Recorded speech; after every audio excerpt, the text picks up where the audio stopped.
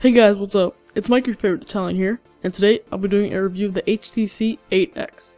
Now first of all, I would like to say thank you to Verizon for sending this product out for review. Now this phone comes in a couple striking colors, blue, neon yellow, and red, and personally I was sent the blue version. Let's see what's in the box. First of all, you will find the HTC 8X of course, and let's put it to the side. Next you'll find a couple manuals. First one is start here. Next is support.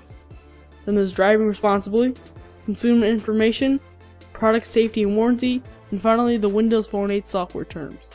Next, HTC does kindly include a SIM tool to remove your SIM card. Finally, you get a wall AC charger and a micro USB cable to charge your phone. Let's turn on the phone. While it's turning on, let me tell you some of the specs.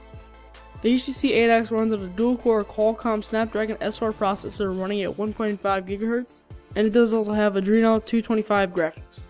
This phone has 1 GB of RAM to work with. The internal storage capacity is 16 GB, and you cannot add more storage later on.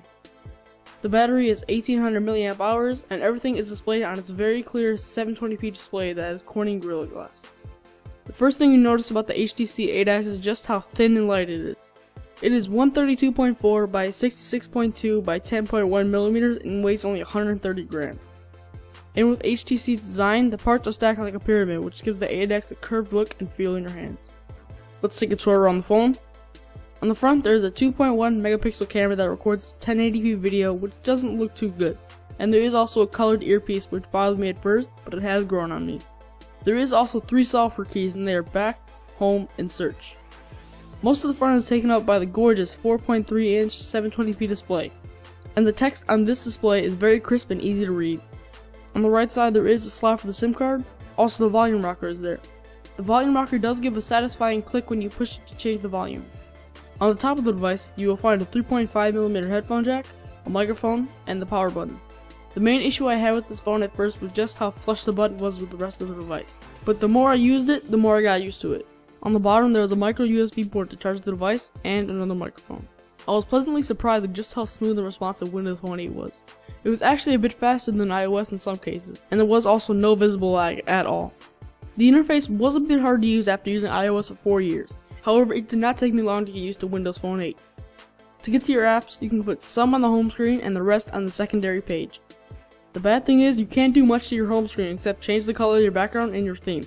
For the background you have a choice between black and white. As for the theme, you have a choice of 21 different vibrant colors. This phone does also support LTE where it is available. As for Chicago, the LTE is great. In this test, I was able to get over 10 megabits per second download and around 5 megabits per second upload.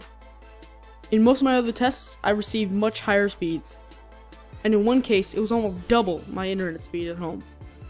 With this being an HTC phone, you do get an HTC app pre-installed. This app allows you to check the weather in your current location or other areas you choose. It also allows you to check the stocks, and it does have some stocks preloaded onto it. And finally, you can check the news on Yahoo and CNN. If you would like to, you can download more of HTC's apps on the App Store. Personally, I found myself using the Flasher app very often. In the settings, this phone allows you to turn on battery saver mode. This makes apps run slightly slower, but it is barely noticeable. The battery life for the HTC 8X is similar to other smartphones. I had no problem getting through a full day with battery saver off. And with it on, I could get through 1.5 days of moderate use with ease. When the battery saver option is on, you will see a small heart on your battery indicator. At the most, I was able to get through 3 days of moderate use with the battery saver option on, and at the end of the day, I still had 15% battery left. If you like audio with a lot of bass, the Beats Audio will suit you well. This feature will automatically turn on when headphones are plugged in.